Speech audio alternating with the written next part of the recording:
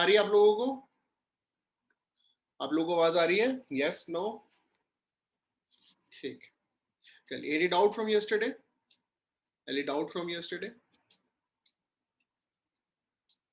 बताइए बेटा, बोलिए, अनम्यूट कीजिए और बताइए। सर वो फ्लैगशिप स्पीसीज और अम्ब्रेला स्पीसीज में डिफरेंस? देखिए, फ्लैगशिप स्पीशीज वो होती है जिनके नाम पे सब कुछ चलता है, ठीक है। जैसे फॉर एग्जांपल, आपको बहुत बड़ी एग्जांपल बताते हैं, ठीक है। ये एनवायरमेंट इकोलॉजी से नहीं है, लेकिन this is very good example. अच्छा, अगर आपको ये बताएं हम कि 2019 में इलेक्शन थे, तो वोट किसको दिया लोगों ने? 2019 जो लोकसभा इलेक्शन थे, लोगों ने वोट किसको दिया? किसके नाम पे वोट पड़े थे मेनली? मोदी जी के नाम पर। प्राइम मिनिस्टर ऑफ इंडिया के नाम पे पड़े थे। तो he was the flagship politician in that election. समझ में आया? फ्लैगशिप है, उनके नाम से है सब। ऐसे ही अगर हम एनवायरमेंट इकोलॉजी में देखते हैं, तो हमारे यहाँ फ्लैगशिप स्पीशीज कौन सी होती है? Tiger is a flagship. या आप टाइगर को प्रोटेक्ट कर लेंगे तो एक तो लोग रिलेट कर पाते हैं। अगर आपसे मैं बोलूं कि हम लोग प्रोटेक्ट करेंगे स्नेल को, ठीक है, क्या है ये भी कोई प्रोटेक्शन है? अपने व्हाट्सएप डीपी नहीं लगा सकते कि I am a snail protector, है ना? समझ में आया? क्यों? क्योंकि people do not consider that is a flag bearer. तो फ्लैगशिप स्पीशीज होती है। अम्ब्रेला स्पीशीज है कि जिनको प्रोटेक्शन करने से और स्पीशीज भी ऑटोमेटिकली प्रोटेक्ट हो जाती हैं, और तो स्पीशीज सर प्रोटेक्ट हो जाती है। फ्लैगशिप स्पीसीज में सिर्फ एक स्पीसीज, पर्टिकुलर स्पीसीज को प्रोटेक्ट करते हैं। तो अम्ब्रेला स्पीसीज की तरह नहीं है कि एक को करने पर सारा हो जाए जरूरी protect. Flagship species umbrella species को ही चूज करते हैं जनरली, समझे? अब मैं बताओ, उसी को तो फ्लैग बेरर पॉलिटिशियन बनाएंगे जिसको प्राइम मिनिस्टर बनाना है, समझे? तो अम्ब्रेला स्पीशीज को ही जनरली फ्लैगशिप स्पीशीज की तरह चूज करते हैं। समझ में आया? सर एक और था कि सीबीडी में जो 3 ऑब्जेक्टिव्स है, उसमें से जो फर्स्ट थे कंजर्वेशन, उसके लिए कार्टिजना प्रोटोकॉल, और जो थर्ड था फेयर एंड इक्विटेबल शेयरिंग, उसके लिए नागोया प्रोटोकॉल। तो सेकंड के लिए क्या है सुटेबल? सेकंड के लिए बायोस्फीयर रिजर्व याद है? बायोस्फीयर रिजर्व्स, हाँ। UNESCO man and biosphere programme, sustainable development, ये सब सेकंड के लिए ही तो है। क्योंकि वहां पर आपने कोई प्रोटोकॉल नहीं पढ़ाया था, इसलिए मैंने वो पूछा, नहीं है क्योंकि दो protocol, man and biosphere programme के अंदर ही उसको ले लेते हैं ना, कि ऑलरेडी देखो डेवलपमेंट के लिए अगर मैं आपसे बोलूं कि आपको डेवलपमेंट करना है, तो डेवलपमेंट के लिए कोई प्रोटोकॉल, मतलब डेवलपमेंट तो बाय डिफॉल्ट करना ही करना है ना। उसके लिए वादा क्या करवाएंगे? अब हमसे बोले वादा करो कि तुम पढ़ोगे, वो वादा आइडेंटिफाई कैसे होगा? समझ में आया? Because there are no concrete parameters of development. Development is a subjective topic. Okay, वही मैं सोचा था सर, सस्टेनेबल यूज के लिए जो मतलब कोई प्रोटोकॉल आपने नहीं बताया, बट दो आएगा बेटा, अभी सस्टेनेबल डेवलपमेंट आएगा, अभी सस्टेनेबल डेवलपमेंट हुआ ही नहीं है शुरू, ठीक है। अभी सस्टेनेबल डेवलपमेंट हम लोग करेंगे, टेंशन क्यों लेते हो? अभी तो है, अभी तो पिक्चर अभी बाकी मेरे दोस्त, है ना? और बाकी समझ में आ रहा है? चलिए, कल हमने सर हाँ बताइए। सर बायोस्फीयर जोन और sorry biogeographic zone, zone, biogeographic zone और रिल्स दोनों अलग अलग हैं, डिफरेंस? बायोजियोग्राफिक रेल्व्स तो होता है कि जहाँ पे आपने एक एरिया बना दिया। बायोजियोग्राफिक मतलब होता है आपने उसमें पॉलिटिकली, मतलब उसमें बाउंड्रीज भी बनाई है। लेम्स की कोई लिमिट नहीं होती कि यहाँ तक, ऐसे दूर दूर तक होता है, ठीक है। और और जोन्स बायोजियोग्राफिक में? जोन जो है एक रेल्म के अंदर का एरिया होता है, ओके। ठीक है, एक रेल्म के अंदर होता है। यही तो पढ़ा है हमने, 8 बायोजियोग्राफिक, वो बायोजियोग्राफिक रेल्स है पूरे हाँ वर्ल्ड में, और इंडिया में हाँ, और 10 10 बायोजियोग्राफिक है। जोन्स है। तो India is part of 2 realms. कौन कौन से रेल्म्स का पार्ट है? एक है पहली आर्टिक है, हाँ, और एक है इंडो मलय। वेरी गुड, ठीक है, समझ गए? अब समझ में आ गया? और बताओ, कोई डाउट? रिवीजन चल रहा है। अब सही है, बढ़िया है। Good good good good, very good. कल का सर पीडीएफ आपने नहीं भेजा था भेज देंगे, इसलिए नहीं भेजा था, आज भी पढ़ाना था ना उसमें, तो कुछ अगर ऐड वगैरह करना हो तो कर लेंगे। हाँ ठीक मैं है। आधा पढ़ाया था ना। चलो क्वेश्चन करके देखेंगे, है ना।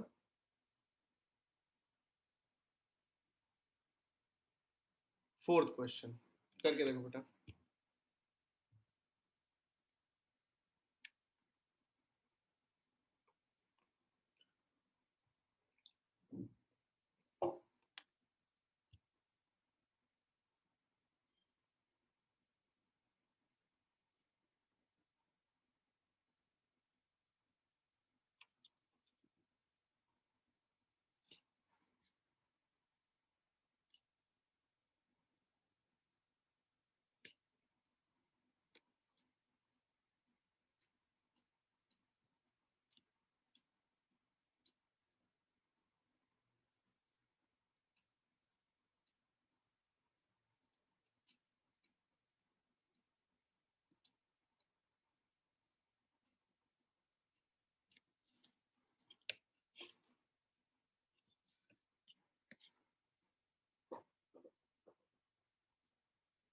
ए, चलो देखते हैं आंसर क्या है। ए ही है वैसे तो। कार्बन फर्टिलाइजेशन मतलब कार्बन बढ़ाना। कैसे बढ़ेगी? इंक्रीज टेम्परेचर और due to increase concentration of carbon dioxide in the atmosphere. वो फर्टाइल थोड़ी हो रहा है, वो तो नुकसान दे रहा है ना, पोल्यूशन है वो तो। दूसरा, increasing acidity of oceans as a result of increase concentration carbon dioxide in atmosphere, वो भी pollution है, ocean pollution. Adaptation of all living beings on the earth to the climate change brought about by the increased concentrated carbon dioxide in the atmosphere. All living beings, बेटा यहाँ गलत हो गया ये, all living beings कैसे हो जाएंगे, है ना। तो इसीलिए आंसर विल बी ए। ठीक है, आंसर विल बी। ये वाला क्वेश्चन ट्राई करिए।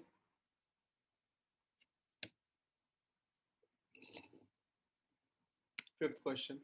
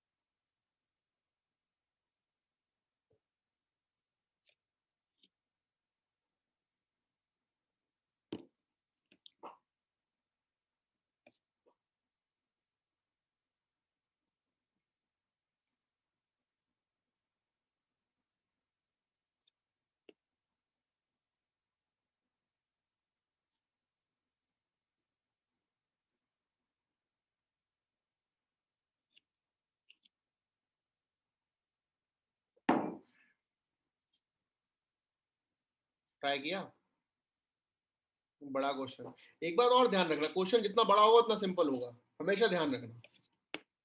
क्वेश्चन जितना बड़ा होगा उतना सिंपल होगा, क्योंकि पढ़ने में मेहनत लगेगी, करने में मेहनत लगेगी, तो स्टूडेंट तो दीवाने हो जाएंगे, है ना। तो जितना लेंदी क्वेश्चन उतना सिंपल। करें, ट्राई करें।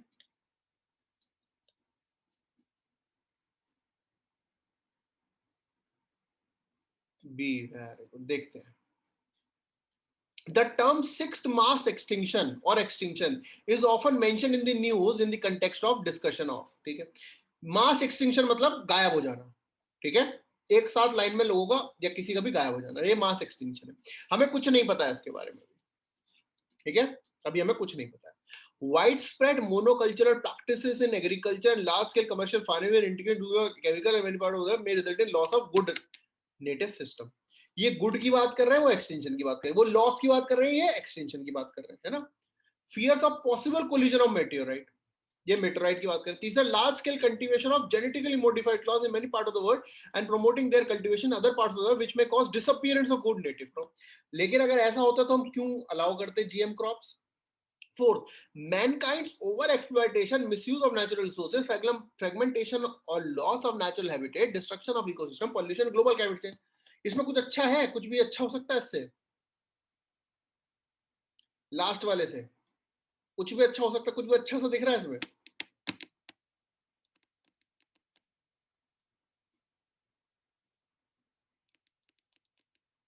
इसमें कुछ भी अच्छा दिख रहा है तुमको?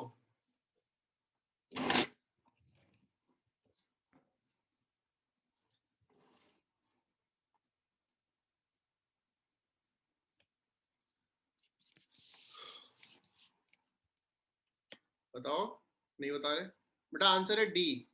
एक्सटिंक्शन तभी होता है जब चारों ओर त्राहिमाम तराहिमाम होता है। मैनकाइंड्स ओवर एक्सप्लॉइटेशन और misuse of natural resources, fragmentation और loss of natural habitat, destruction of ecosystem, pollution and global climate change. This is the answer. ठीक है, यस नो, समझ में आया? Very good. चलो 6 क्वेश्चन भी देखते हैं पॉल्यूशन के बारे में, क्योंकि पढ़ाना क्या, पॉल्यूशन पता है तुमको सब, है ना? पॉल्यूशन तो तुमको सब पता है। कुछ ऐसा है जो पॉल्यूशन के बारे में नहीं पता होगा? है, बताओ, कुछ ऐसा है नहीं पता होगा? जल्दी बताओ। नहीं पता होगा, वेरी गुड। जरा पॉल्यूशन की डेफिनेशन बताना बेटा। पॉल्यूशन की डेफिनेशन बता दो जरा, क्या होता है पॉल्यूशन। अब हम शुरू करने वाले हैं। पॉल्यूशन सब पता है आपको, तो इसलिए हम बस मुश्किल चीज पूछेंगे नहीं, कहेंगे सिंपल सी चीज पूछ रहे हैं, व्हाट इज पॉल्यूशन। बताइए, डिफाइन पॉल्यूशन क्या होता है। ओहो, तुम तो चीटिंग करके बताओ। हाँ बताओ, डिफाइन पॉल्यूशन।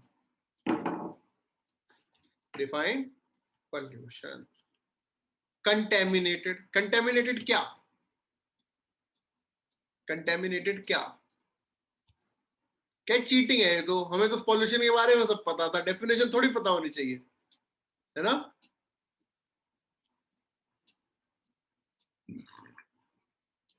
Water, air. तो बेटा एक बात बताओ, वाटर में क्या पहले पॉल्यूशन, एक बार बहुत सिंपल सी चीज करो, अगर कोई रिवर है फ्लो कर रहा है, उसमें पेड़ पौधे पत्तियां गिरेंगे? हैं? हैं? उसमें क्या पेड़ पौधे गिरेंगे? गिरेंगे, वो तो बिल्कुल है। एयर में कार्बन डाइऑक्साइड जा रही है कि नहीं जा रही है? हम लोग कार्बन डाइऑक्साइड रिलीज कर रहे हैं कि नहीं कर रहे हैं एयर में? बिल्कुल कर रहे हैं। तो बेटा पॉल्यूशन वो कैसे हो गया? पॉल्यूशन की डेफिनेशन समझिए। Pollution is defined as addition और excessive addition of certain metal to the physical environment. ठीक है, एक्सेसिव एडिशन, ठीक है, समथिंग विच इज एडिशनल, और जो इसकी प्रॉपर्टी को अनफिट करता है, which makes that unfit for use. Water में अगर अनफिट फॉर यूज हो रहा है, दैट इज वाटर पोल्यूशन। ठीक है, एयर में है अनफिट फॉर यूज हो रहा है, that is air pollution. Soil में है अनफिट फॉर यूज हो रहा है, तो सॉइल पोल्यूशन। ओशन वाटर में कोरल रीफ के लिए अनफिट हो रहा है, तो ओशन पोल्यूशन। ठीक है, जिसको ओशन या मरीन बोलेंगे। समझ में आया? यहां तक समझ गए? तो pollution is not contamination, it is contamination to an extent that it has become unfit for use. वरना थोड़ा बहुत तो कंटामिनेशन चलता है। अच्छा, अच्छा ये बहुत सिंपल चीज बताइए, सोना कौन सा अच्छा होता है? विच गोल्ड इज गुड? कह रहे अच्छा सोना, गोल्ड वाली बात कर, सोना सोना तो सबसे अच्छा होता है, कभी भी सो जाओ, दुनिया की सबसे अच्छी चीज होती है सोना, है ना? कि अगर कभी भी रोल मिले हमें कुंभकर्ण का, हम लोग सबसे बेस्ट निभा सकते हैं। हाँ, सोना सबसे अच्छा कौन सा होता है?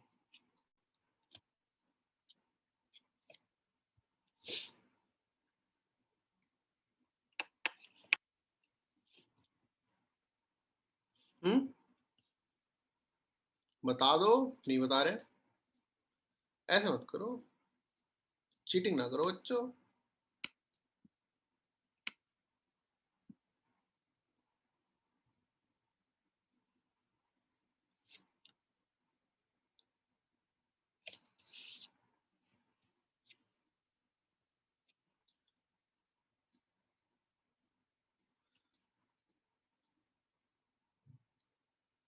नहीं बता रहे? अरे 24 कैरेट होता है ना सबसे अच्छा, लेकिन 22 जो है, मान लेते कि थोड़ा कंटेमिनेशन खराब नहीं होता, लेकिन अगर वो 10 कैरेट हो तो अरे यार ये तो चीटिंग है। ठीक है, ये तो चीटिंग है। समझ में आ रहा है? तो there has to be excessive contamination that it makes it unfit for use. तो कितने टाइप के पॉल्यूटेंट होते हैं? 2 टाइप के पॉल्यूटेंट होते हैं। एक तो प्राइमरी पॉल्यूटेंट, डायरेक्टली ऐड हो गए, जो डायरेक्टली ऐड होगा that is primary pollutant. For example आपने जो है, आप घूमने गए उनके साथ, ठीक है, बोटिंग कर रहे हैं, मजा आ रहा है? मजा आ रहा है कि नहीं आ रहा है? बोटिंग करने जा रहे हैं, उनको कह रहा है कि तू किसी रेल सी गुजरती है, मैं किसी पुल सा थर थर आता हूँ, है ये सब चल रहा है, ठीक है।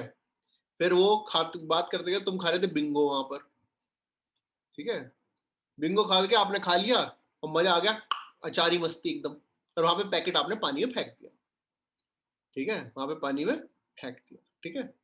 आदत से मजबूर है क्योंकि हम लोग, है ना, मतलब रोड पानी ये सब तो चीजें फेंकने के लिए होता है ना। तो वो क्या है, वो है प्राइमरी पोल्यूटेंट, आपने डायरेक्टली फेंक दिया, ठीक है, वो डायरेक्टली फेंक दिया। लेकिन अब आपने गलती से कर दिया, अब आपको उन्हें इंप्रेस करना तो आप उठा लोगे उसको, ठीक है, चाहे कूद के लेके आना पड़े, लेकिन इंप्रेस करना तो उठा लोगे। इसलिए वो इतना ज्यादा जो है प्लास्टिक नहीं यहाँ पे कवर होगा। लेकिन कुछ ऐसे मैटर है जो आप दोबारा वापस नहीं निकाल सकते। यही चीज आप समझिए, आपने पानी में रैपर फेंका था, वो तो पिक कर लिया, है ना, समझ में आया। दूसरी चीज, कभी कभी पानी में जाते हैं, इंडियंस की बहुत बुरी आदत है, वो स्विमिंग पूल को किसी भी तरीके से यूज करते हैं ना, समझ गए, उसको वापस नहीं निकाल सकते, समझ में आया। इसीलिए that is a primary polluter, कि वो अब उसमें मिक्स हो गया।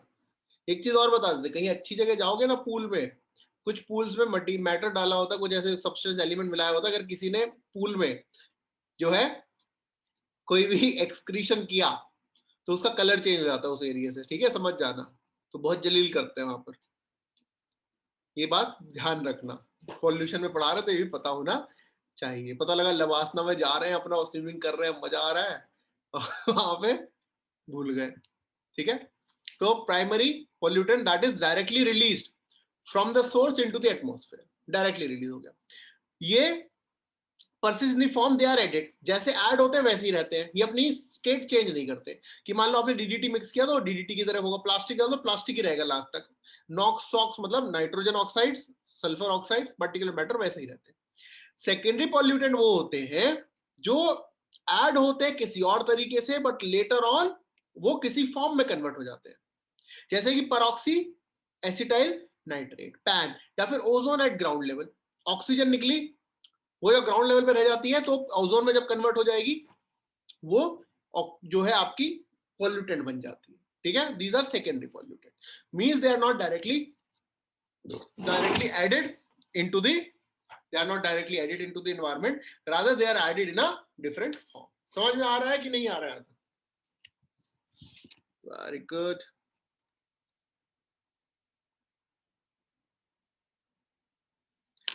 तो अब point source, sources of pollution क्या होते हैं? तीन तरह के सोर्स होते हैं। पॉइंट सोर्स मतलब डायरेक्टली, ठीक है, डायरेक्टली, जैसे आपने जो रैपर फेंका, you were the point source, ठीक है, you are the point source.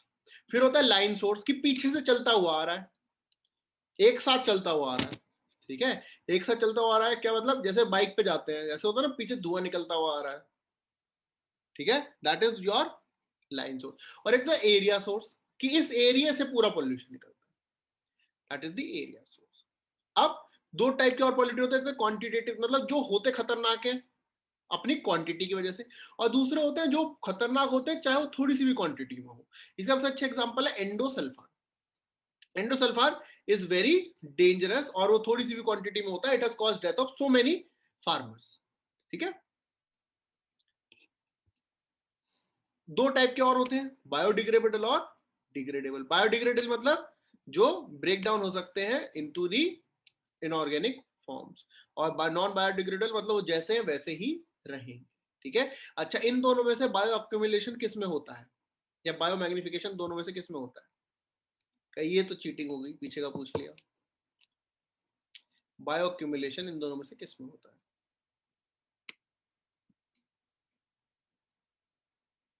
Bio accumulation इन दोनों में से किस में होता है, बताइए।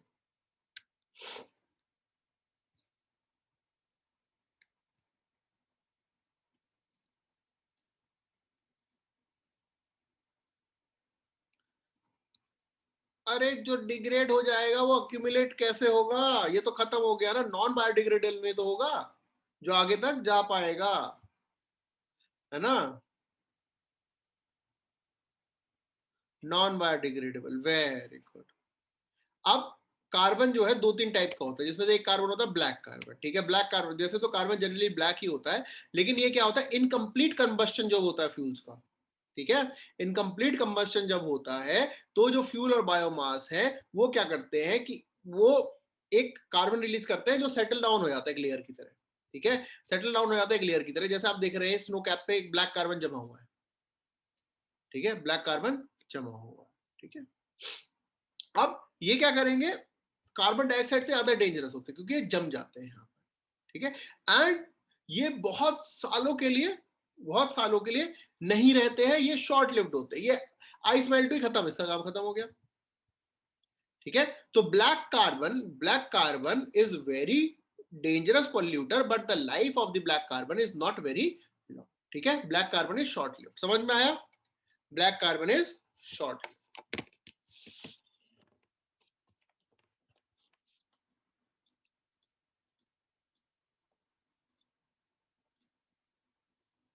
समझ में आया, यस नो।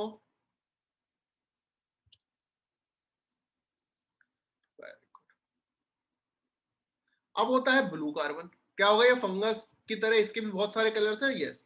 नेचर में कभी भी कोई कंटेमिनेशन होता है वो अपनी कलर बहुत ज्यादा चेंज करता है, जैसे ब्लैक फंगस आया था, फिर व्हाइट फंगस आया, येलो फंगस आ गया, ठीक है। तो बहुत सारे अपने कलर चेंजेस करता है, ऐसे ही कोई भी पॉल्यूटेंट होता है उसके भी बहुत सारे कलर होते हैं। ब्लू कार्बन ये क्या होता है, कोस्टल, एक्वेटिक और मरीन कार्बन 6 जो होते हैं वो ब्लू कार्बन बोले जाते हैं, ठीक है। Blue carbon is not a pollutant, ठीक है। Blue carbon is not a pollutant. Blue carbon क्या होता है, ये जो एरियाज जो कार्बन को एब्जॉर्ब कर लेते हैं, that is called as blue carbon, समझ में आया। पानी में जो कार्बन एब्जॉर्ब हो जाता है that is called as blue carbon. Green carbon क्या है, जो कार्बन टेरेस्ट्रियल इकोसिस्टम में एब्जॉर्ब हो जाता है, मतलब फॉरेस्ट, पेस्चर, सॉइल, जो एब्जॉर्ब कर लेते हैं carbon dioxide, that is called as green carbon. Brown carbon क्या होता है, it is a light absorbing particle in the earth atmosphere that has unique characteristics, यानी कि टेम्परेचर कम करना और एटमॉस्फेयर को गर्म करना, दोनों चीजें। ब्राउन कार्बन दोनों चीजें करता है। It is a pollutant that will increase the temperature as well as it will reduce the planet surface, समझ में आया। बस ये चीज ध्यान रखना है, ब्लू और green carbon are not pollutants, they are carbon sinks, ठीक है। Black and brown carbon are pollutants, brown and black are pollutants, rest are okay, very good।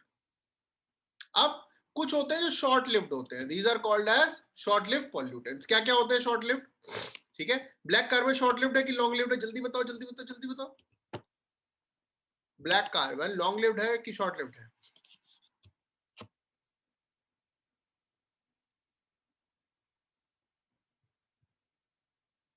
Short lived है, वेरी गुड। तो शॉर्ट लिव्ड क्लाइमेट पॉल्यूटेंट होते हैं black carbon, फिर उससे ज्यादा as होती है मीथेन की, फिर ट्रोपोस्फेरिक ओजोन, फिर एचएफसी। एचएफसी हमें बताया ही था, उसका ग्लोबल वार्मिंग पोटेंशियल बहुत हाई होता है ना। सॉरी, ब्लैक कार्बन फिर ओजोन फिर मीथेन, ब्लैक कार्बन ओजोन फिर मीथेन, ठीक है, देन HCFC। अब एक इंडिया का क्वालिटी मैनेजमेंट सिस्टम है, याद है हमने 2-3 दिन पहले पढ़ा था, कल ही पढ़ा था शायद, एयर क्वालिटी इंडेक्स में क्या क्या होता है, तो वही बताया हुआ है, वही इसमें नोट्स में दिया हुआ। ओहो, ये तो इमेज भी देख ली थी हमने, है ना, याद आया, ठीक है। अब बहुत ध्यान रखिए, कल हमने जो पढ़े थे वो कितने पॉल्यूटेंट थे, 7, ठीक है, 7। नेशनल एयर क्वालिटी इंडेक्स में एक एडिशनल और ऐड होने की बात थी, 8th, मतलब हम लेड भी काउंट करते हैं, लेकिन हमारी जो एयर क्वालिटी इंडेक्स है उसमें लेड नहीं शो होता है, ठीक है। 1 2 3 4 5 6 7 8, याद है कल लेड नहीं था उसमें, याद है, ठीक है। ये है पार्ट ऑफ स्वच्छ भारत अभियान, 1 number 1 colour 1 description, 1 number 1 colour and 1 description, ठीक है। यहां तक समझ में आया, ये तो हमने कल पढ़ ही लिया था। फिर होते हैं परसिस्टेंट ऑर्गेनिक पॉल्यूटेंट्स, वो क्या होते हैं, जो बहुत ज्यादा टाइम तक रहते हैं, बहुत ज्यादा टाइम तक जो है एनवायरमेंट को इफेक्ट करते हैं, these are called as persistent organic pollutants. बहुत ज्यादा टाइम तक रहते हैं और बहुत ज्यादा टाइम तक एनवायरनमेंट में मदद करते हैं। ठीक है, बहुत ज्यादा टाइम तक रहते हैं और एनवायरनमेंट में मदद करते हैं। समझ में आया? Persistent organic pollutants, pops. ठीक है, इसके लिए एक कन्वेंशन भी है। ठीक है, persistent Stockholm convention for POPs, persistent organic pollutant. फिर डायऑक्सिन्स क्या होते हैं? ठीक है, ये टॉक्सिक एलिमेंट्स होते हैं। ठीक है, टॉक्सिक एलिमेंट्स होते हैं, मतलब ऑर्गेनिक कंपाउंड्स होते हैं जो इंडस्ट्रियल यूज से निकलते हैं। They are carcinogenic. बहुत सबसे बढ़िया एग्जांपल है, जब कभी भी आप, अच्छा, प्लास्टिक को कैसे डिस्पोज करना चाहिए? जला देना चाहिए। पन्नी, पॉली बैग्स को कैसे डिस्पोज करना चाहिए? आपने सुना होगा ना, पॉली बैग नहीं यूज करते हैं, ये सब चीज सुनी होगी। ये सब सुनी है कि नहीं सुनी है?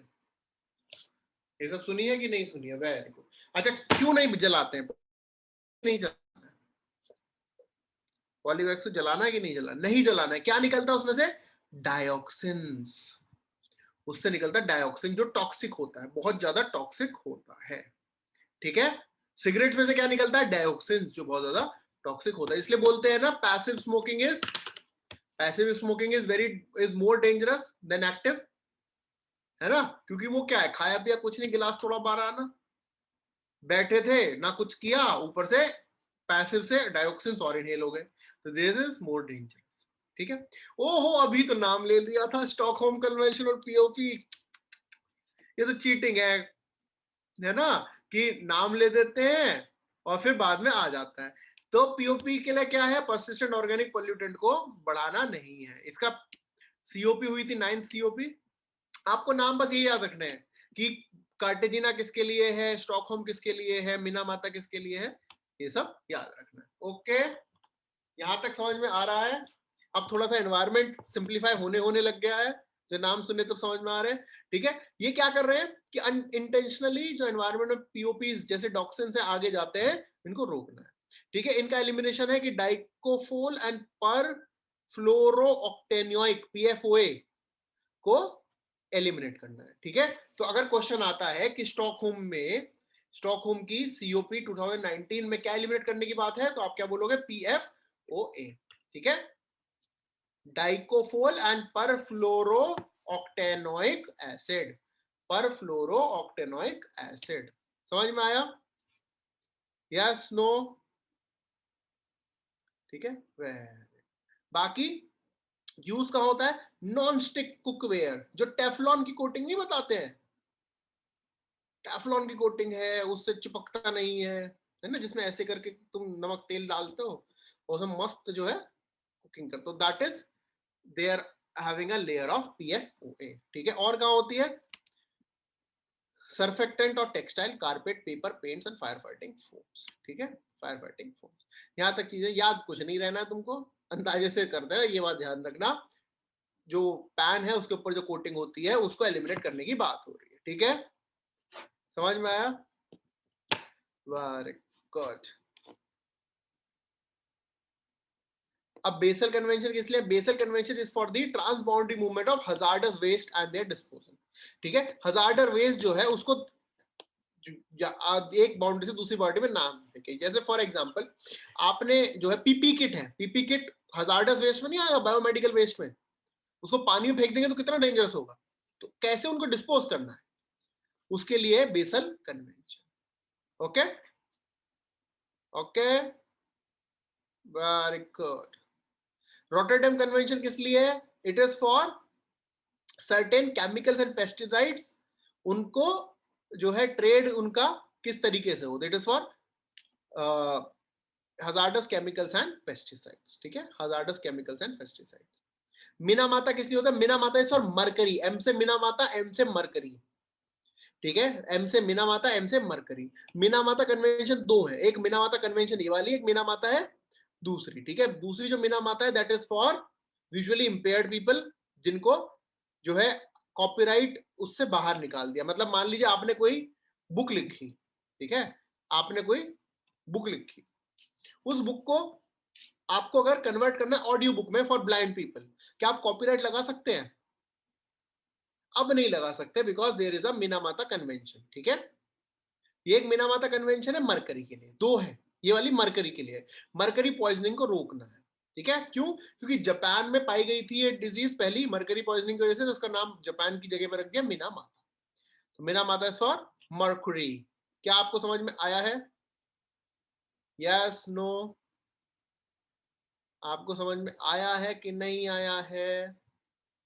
का हमें कोई मतलब नहीं है या है?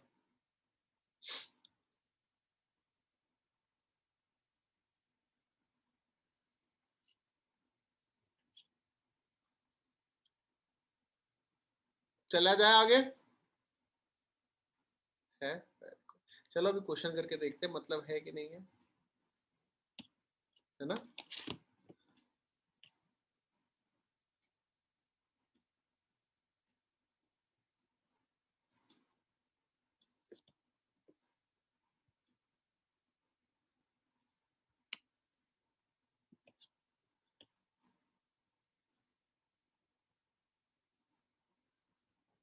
लो बेटा ये वाला क्वेश्चन सॉल्व करके देखो।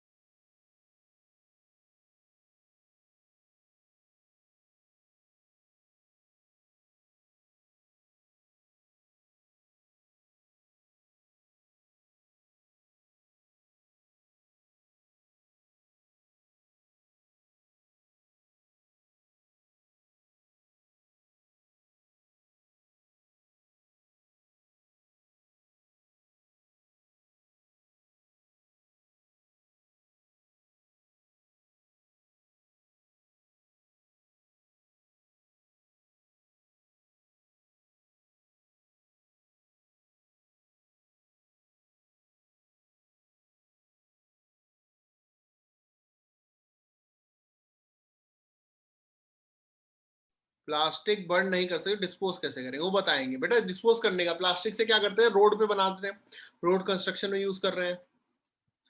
ठीक है, रिसाइकिल कर सकते हैं, क्योंकि प्लास्टिक जो है बायोडिग्रेडेबल नहीं होता। और प्लास्टिक को जब बर्न करेंगे तो इंसिनरेटर प्लांट्स में करते हैं या प्लाज्मा गैसिफिकेशन के थ्रू करते हैं, जिससे उससे एनर्जी बनाया करें। ठीक है, उससे एनर्जी बना लेते हैं। इसका answer A. Very good. Which is the possible consequence of heavy sand mining in the river bed? अच्छा, heavy sand mining in the river bed, heavy sand mining in the river bed, pollution of groundwater, lowering of the water table। अच्छा, lowering of the water table तो होगी कि नहीं होगी? lowering of water table होगी कि नहीं होगी?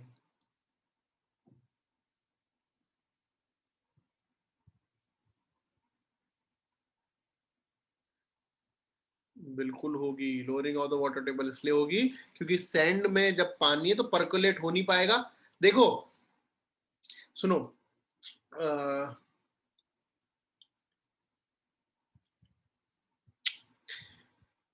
सैंड है, ठीक है, सैंड है, रिवर वहां से फ्लो कर रहा है, रिवर का कुछ पानी नीचे भी जाएगा ग्राउंड में, है कि नहीं? Very good. अब सैंड की जगह, रिवर की जगह पाइप है, वो पाइप से वाटर फ्लो कर रहा है। क्या उसमें पाइप में कुछ वाटर जाएगा या जितना उतना ही निकल जाएगा?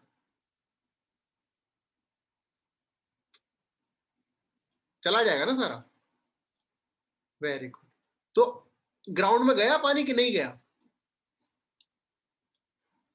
अगर सैंड कम होगा तो क्या ग्राउंड में पानी जाएगा? कम जाएगा, सिंपल सी बात है। नीचे परकुलेट होने के लिए नहीं, नीचे पत्थर ही पत्थर रहेगा, ग्राउंड में जाएगा ही नहीं। ठीक है, third is correct, lowering water table. Pollution of ground water, बिल्कुल होगा। पॉल्यूशन ऑफ ग्राउंड वाटर बढ़ जाए, क्यों? फिल्ट्रेशन नहीं हो रही ना बेटा। फिल्ट्रेशन कहां हो रही है? छन्नी हटा दी ना आपने उसकी, आपने छलनी हटा दी, समझ में आया? अच्छा, डिक्रीज सैलिनिटी तो बढ़ जाएगी, सैंड तो हटा दिया, तो फिल्टरिंग कहां हुई, सैलिनिटी तो बढ़ जाएगी, तो answer will be B 2 and 3। ठीक है, लॉजिक समझ में आया? Yes no? Very good. क्या ये तो गलत है, ऐसे नहीं हम मान रहे, तो लॉजिक वाले क्वेश्चन आ रहे हैं, हमें तो एनवायरमेंट इकोलॉजी से बिना लॉजिक के क्वेश्चन पढ़ाओ, है ना?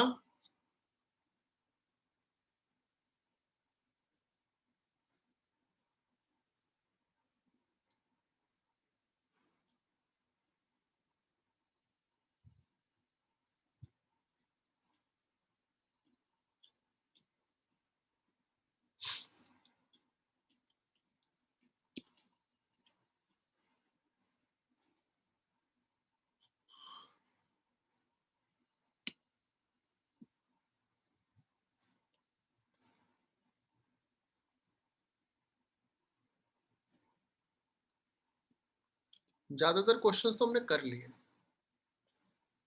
ओए हुए हुए हुए,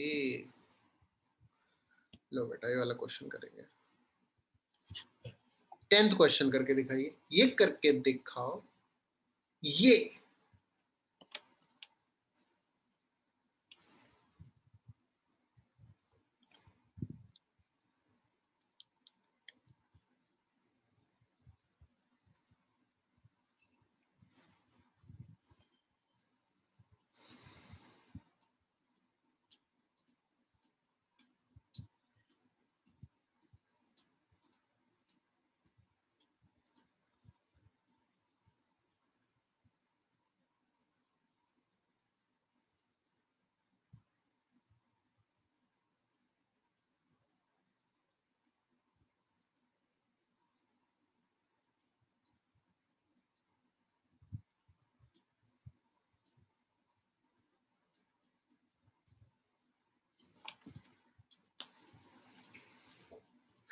हाँ जी, कर पाएंगे? हाथ खड़े कर ली, करोगे?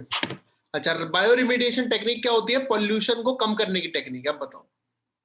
बायो रिमीडिएशन मतलब remedy of pollution, that is the bioremediation technique. C बेटा सही कर दिया, अब तो आंसर तो सही है, लो सी है, वाह बेटे मौज कर दी है। चलिए पढ़ते हैं। It is a technique for clearing up pollution by enhancing the same biodegradation process that occurs in nature. Very good. Bioremediation क्या है? Biodegradation process. Any contaminant with heavy metals such as cadmium, lead can be readily and completely treated by bioremediation or using. अरे इतना आसान थोड़ी, heavy metal भी कर देंगे फिर तो बचा ही क्या? पॉल्यूशन अभी तक खत्म नहीं कर दिया होता हम लोगों ने। Third, genetic engineer can be used to create micro specially design. बिल्कुल हो सकता है, जेनेटिक इंजीनियर से इंसान बना दें, ये सब तो छोड़ ही दो, है ना? ये सब तो छोड़ ही दो। चलिए, ये क्वेश्चन समझ में आ गया? Yes no? चला जाए बेटा आगे। Very good. अब ये क्वेश्चन करके दिखाओ। देखो, एनवायरमेंट इकोलॉजी बहुत वास्ट टॉपिक है, लेकिन अगर हम थोड़ा सा संभल के चलेंगे तो हम मोस्टली कवर कर लेंगे।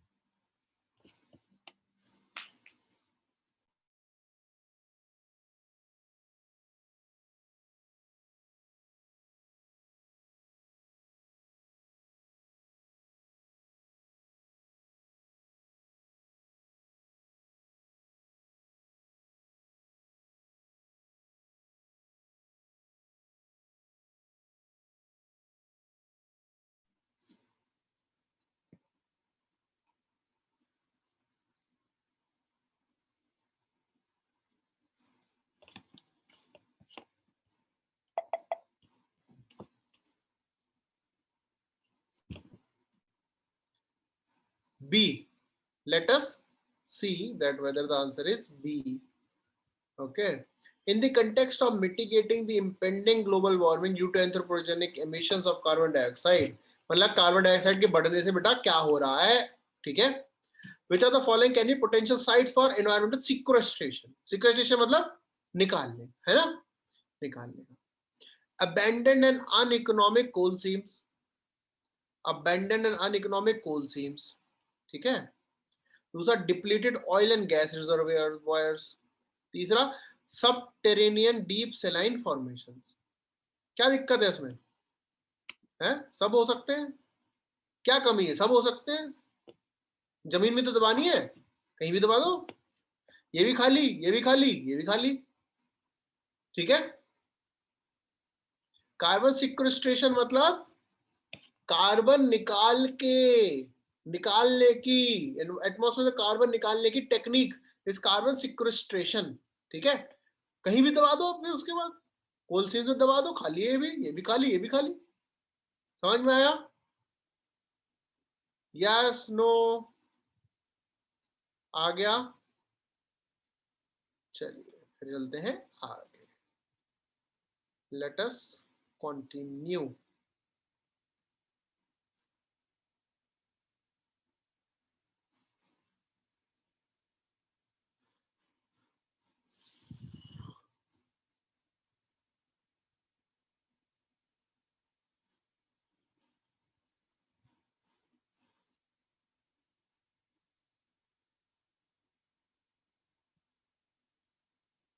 अब हम बहुत ही इंपॉर्टेंट टॉपिक पढ़ने वाले हैं बेटा.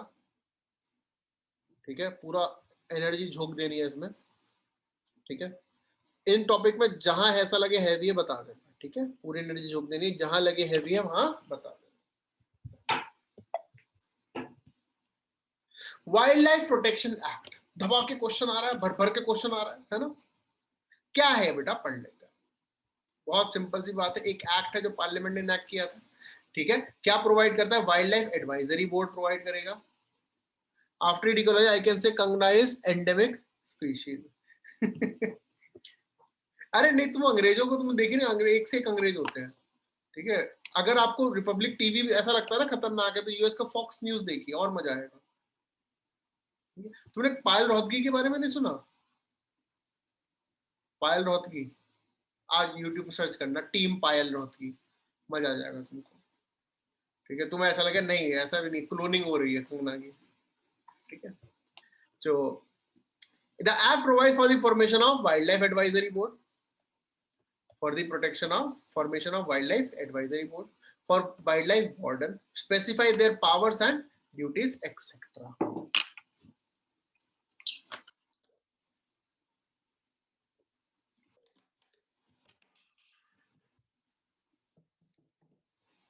इसका क्या है?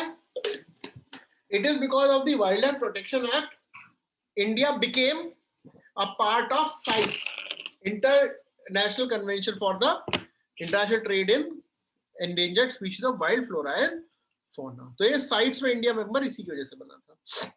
Under the wild life protection act कौन कौन सी बॉडीज बनी है? Central zoo authority, national board of wild life. Head कौन करते हैं इसको? Prime minister. National tiger conservation authority. NTCA को कौन हेड करते हैं? एनटीसीए को कौन हेड करते हैं? National tiger conservation authority.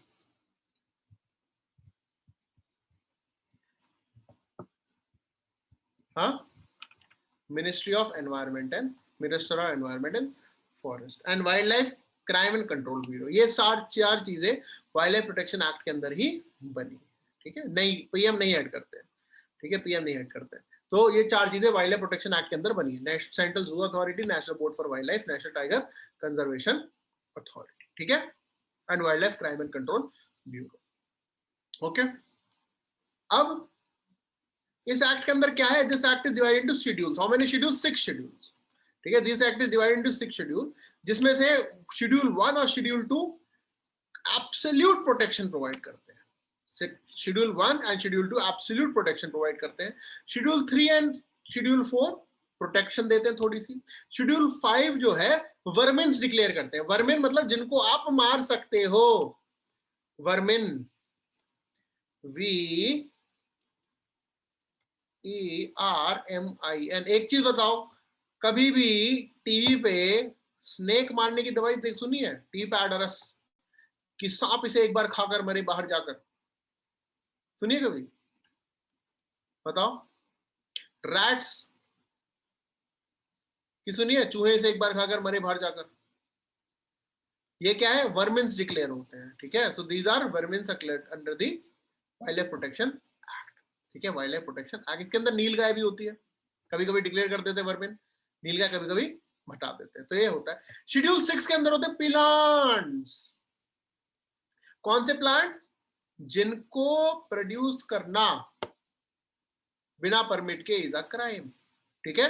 This is in schedule 6। तो एक क्वेश्चन बन जाता है, wild life protection act only provides protection to animals, true और false? Wild life protection act provides protection only to animals, true और false? जल्दी बताओ, जल्दी बताओ।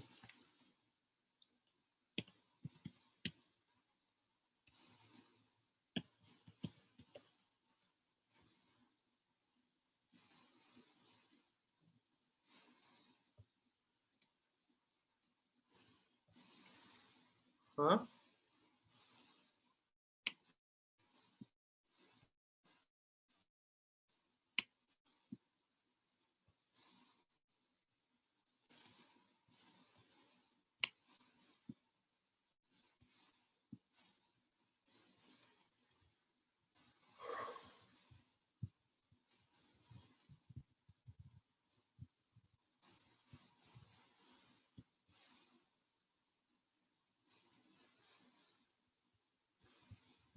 इस क्वेश्चन का आंसर बताइए। 2020 का लेटेस्ट मार्केट में लेटेस्ट क्वेश्चन है, लेटेस्ट क्वेश्चन है मार्केट में।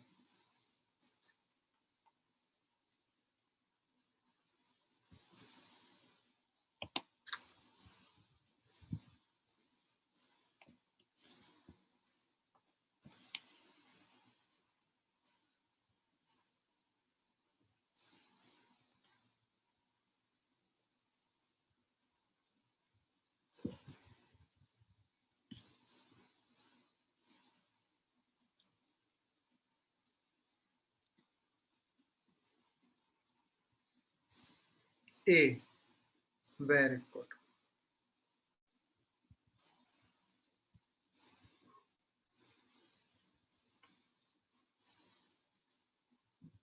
ठीक है, it can not be cultivated without permit. अब दूसरा एक्ट आता है एनवायरमेंटल प्रोटेक्शन एक्ट 1986। बेटा ये अम्ब्रेला एक्ट कहा जाता है, मतलब इसके अंदर सारे जितने भी एनवायरमेंट को प्रोटेक्शन करने वाले लॉ थे ना, सारे इसने सब्ज्यूम कर लिए। एनवायरमेंटल प्रोटेक्शन एक्ट, जैसे coastal regulation zone, environmental protection act, याद है ना? है ना? Eco sensitive zone, environmental protection act, सब चीज एनवायरमेंटल प्रोटेक्शन एक्ट के अंदर ही आ जाती है, ठीक है। अब ये क्या करते हैं? It set down rules and procedure for setting standards of emission और discharge of environmental pollution. It lays down rules for setting up standards for emission और डिस्चार्ज ऑफ एनवायरमेंटल पोल्यूशन, यानी कि पोल्यूशन के रिलेटेड और environmental protection के related सारी चीजें जो है इस एक्ट के अंदर आती है, ठीक है। अभी तो समझ में आ गया, रिपीट कर दिया, कोई दिक्कत तो नहीं? क्लियर है? अब this act is based upon the convention Stockholm convention, वो वाला नहीं, पीओपी वाला नहीं, United nation conference on human environment, ठीक है। स्टॉकहोम कन्वेंशन हुई थी, ठीक है, फॉर सस्टेनेबल डेवलपमेंट, जहां से सस्टेनेबल डेवलपमेंट के कंसेप्ट भी आने शुरू हुए थे, ठीक है। और ये गवर्नमेंट की प्रोटेक्शन प्रोवाइड करते हैं, ठीक है। एक और एक्ट आता है, इसके अंदर मतलब सब चीजें आ गई, एनवायरनमेंट को प्रोटेक्ट करने के लिए जो भी होगा वो इसके अंदर आएगा, ठीक है। Water pollution, genetic engineering appraisal committee, ये सब चीजें इसके अंदर आती, ओके, यस नो। फिर आता है बायोडाइवर्सिटी एक्ट। ओए होए होए, ये तो हमें पता है, ये तो हमें पता है, याद है बहुत साल पहले एक बताया था कन्वेंशन ऑफ बायोडाइवर्सिटी, उसमें बताया था कि एक्ट बनेगा नेशनल लेवल पे, नेशनल बायोडाइवर्सिटी अथॉरिटी, स्टेट पे बायोडाइवर्सिटी बोर्ड्स बनेंगे, और इसको एक फंड बनेगा नेशनल बायोडाइवर्सिटी फंड, है ना? याद है? ये तो पता ही था। फिर एक ट्रिब्यूनल बना था for the protection of environment, which is called as national green tribunal, ठीक है। एक ट्रिब्यूनल बना था for the protection of environment, this is called as national green tribunal. इसका काम क्या होता है? जो भी एनवायरमेंटल रिलेटेड केसेस होते हैं उनको डिस्पोज ऑफ करना, ठीक है, डिस्पोज ऑफ करना। ये प्रिंसिपल पे काम करता है नेचुरल जस्टिस के। This works on the principle of natural justice, ठीक है। It does not work on the criminal procedure code, it works on the principle of natural justice, ठीक है। Chairperson of NGT is a retired जज of Supreme Court. It is a statutory body, सीधा statutory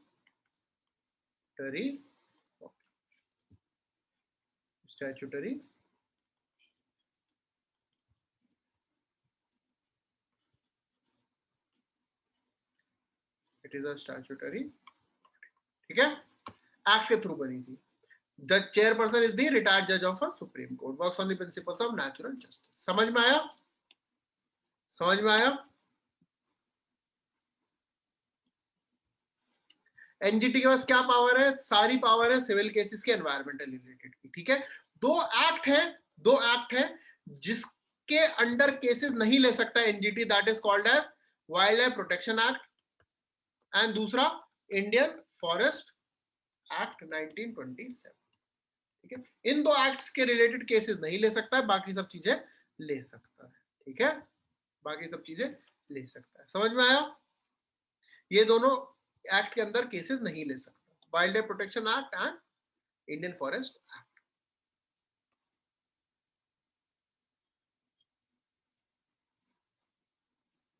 अब Indian forest act क्या है?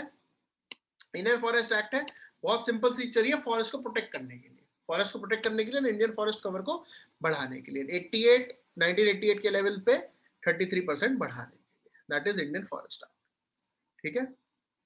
आज यहीं तक पढ़ेंगे क्योंकि आप फंड 1 समझना आप लोगों के लिए हैवी हो जाएगा। ये आर्टिकल 21 के अंदर आता है एनजीटी, हाँ, right to protection of environment, लेकिन आर्टिकल 21 के अंदर बना नहीं है, आर्टिकल 21 के अंदर बना नहीं है। एक काम करो, कंपनसेटरी फंड भी कर लेते हैं, फिर उसके बाद जो है E waste management wild life action plan से कल शुरू करेंगे। तो कंपलसरी एफोरेस्टेशन फंड क्या है? एक फंड बनाता है, इसको बोलते हैं Campa, CAMPA, compensatory afforestation management, ठीक है, फंड। तो ये क्या था कि एक ऐसा फंड बनेगा, अगर आप ट्रीज इंडस्ट्रियल यूज के लिए डिफोरेस्टेशन कर रहे हैं, ठीक है, इंडस्ट्रियल यूज के लिए डिफोरेस्टेशन कर रहे हैं, तो कुछ पैसा आपको देना पड़ेगा इस फंड के अंदर, जिससे कि एफोरेस्टेशन हो जाए, ठीक है। तो इसमें क्या है, एक तो कंपनसेटरी एफोरेस्टेशन होगा, दूसरा कितना पैसा होगा जितनी आपने फॉरेस्ट हटाई है, और अदर स्पेसिफिक पेमेंट। ये फंड जो है स्टेट और नेशनल दोनों लेवल पे होता है। 10% इसका जो फंड है वो जाएगा नेशनल फंड में और 90% जाएगा स्टेट फंड में, ठीक है। 10% नेशनल फंड में और 90% स्टेट फंड में। किसके लिए फंड करेगा? Loss of forest cover, regeneration of forest ecosystem, wild life protection, infrastructure development, ये सब चीजों के लिए पैसा प्रोवाइड करेगा, ठीक है। ये जो फंड है इसके अंदर दो अथॉरिटी बनेगी, कैंपा एंड सैम्पा, यानी कि नेशनल एंड स्टेट लेवल पे compensatory afforestation fund management and planning authorities, state और नेशनल लेवल पे कैंपा अथॉरिटी बनेगी, ठीक है। ये इसमें इतना ही जानना है, इससे ज्यादा नहीं आपको जानना। यहां तक कोई दिक्कत? यहां तक कोई दिक्कत बताइए, बताइए।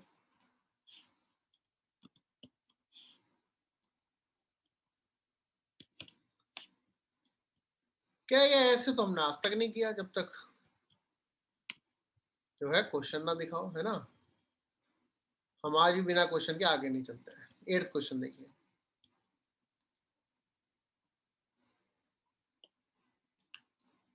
कंपनसेटरी कल दोबारा पढ़ाएंगे, ठीक है। आज हैवी हो गया है, वो इंपॉर्टेंट है, कल दोबारा पढ़ा देंगे, वहीं से शुरू करेंगे।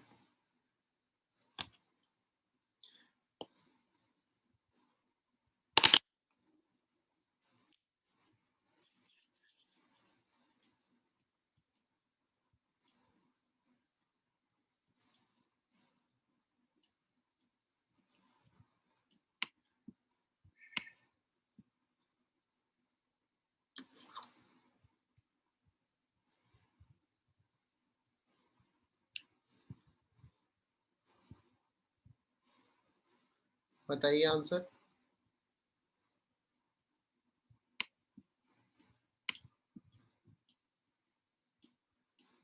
नहीं बताएंगे?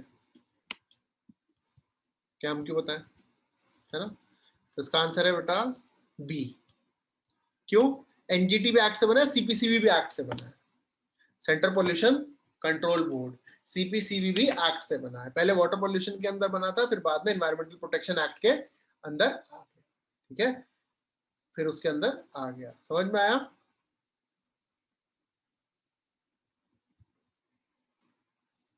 पहले वाटर पॉल्यूशन एक्ट के अंदर आया था, बाद में एनवायरमेंटल प्रोटेक्शन एक्ट के अंदर आ गया, ठीक है।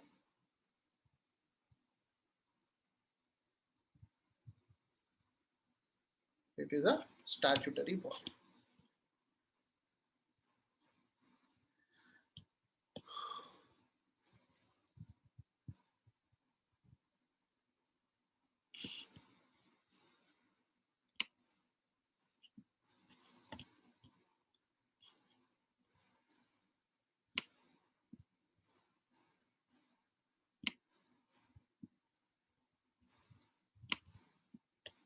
ये बेटा 22 क्वेश्चन ट्राई करिए, पॉलिटी से रिलेटेड क्वेश्चन। हाँ पूछो, बोलो बोलो।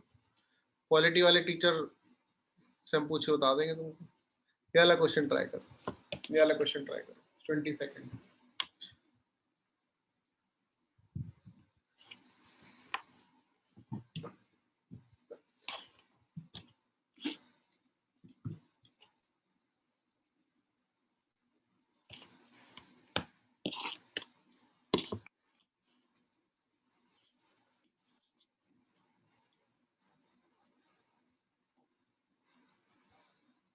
Recall election concept. रिकॉल कुछ नहीं है, वापस बुला लो, हमें नहीं पसंद आया नेता, वो रिकॉल है। पंचायत के इलेक्शंस में आ गया कुछ जगहों पर, ठीक है, महाराष्ट्र मध्य प्रदेश में रिकॉल का ऑप्शन आ गया है पंचायत, बस वो रिकॉल है। Which of the following is the correct sequence, ये तो बताओ।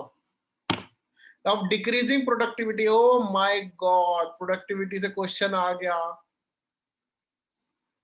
सबसे ज्यादा प्रोडक्टिव क्या होंगे?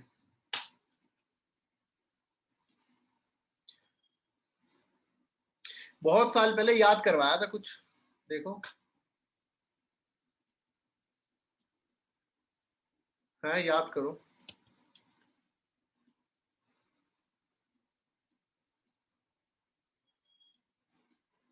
नहीं हो पाएगा।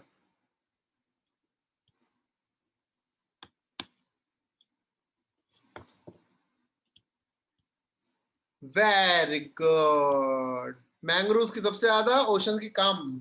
याद है हमने बताया था कि ओशन देख के लगा, अरे ओशन इतना बड़ा होता है बहुत प्रोडक्टिव होगा, है ना? ओशन इतना ही प्रोडक्टिव होता है जितना ग्रुप स्टडी प्रोडक्टिव होती है, ठीक है। जितनी प्रोडक्टिव ग्रुप स्टडी होती है ना, उतना ही प्रोडक्टिव ओशन होता है। जितनी प्रोडक्टिव ग्रुप स्टडी, हम लोग जाते हैं ना ग्रुप स्टडी करेंगे।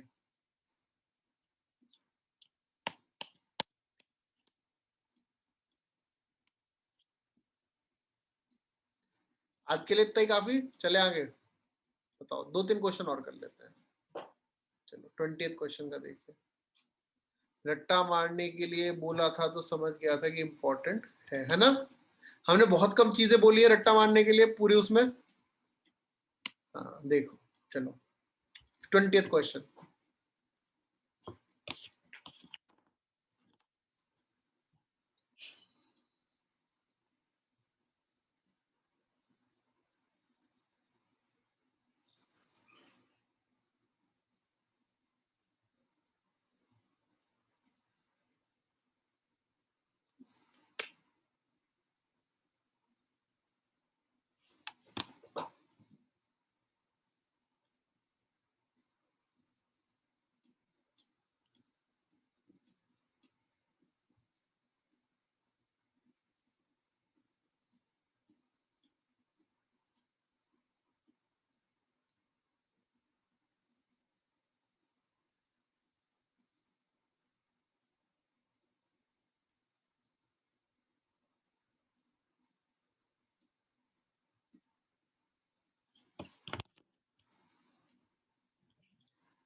ब्लैक फंगस वीडियो पूछा था आपने, आंसर बी है, ठीक है। Answer is B. Virus, virus जो है डिकम्पोज नहीं कर पाता है। वायरस जैसे ही ऑर्गेनिज्म जिसको वो फीड कर रहा है, वो मरते ही वायरस खुद से भी खत्म हो जाता है, ठीक है। वायरस, ये नीश वगैरह ये सब कल कराएंगे आपको। फूड चेन वाला करा ही दिया था। Oh my God, photo chemical smog क्या होता है? फोटो केमिकल स्मॉग जो है एक्चुअली ओजोन, ये भी बताएंगे। ओजोन जब नाइट्रोजन ऑफ डाइऑक्साइड और पेरोक्सी एसिटाइल नाइट्रेट बनता है in the presence of nitrate, वो सनलाइट, तब स्मॉग बनता है। Ozone NO2 plus peroxy acetyl nitrate. Acid rain nitrogen oxide plus sulphur dioxide से होती है।